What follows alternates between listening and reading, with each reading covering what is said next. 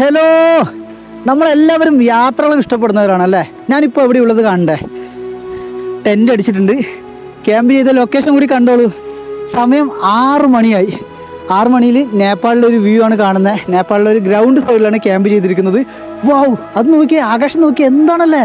തൊട്ടിപ്പുറം India ഏതാ, ഇവിടെ ഇന്ത്യയുണ്ട്. താഴെ മഹാകാളി നദിയുണ്ട്, ബോർഡർ നദി ഒഴുകി പോകുന്നുണ്ട്.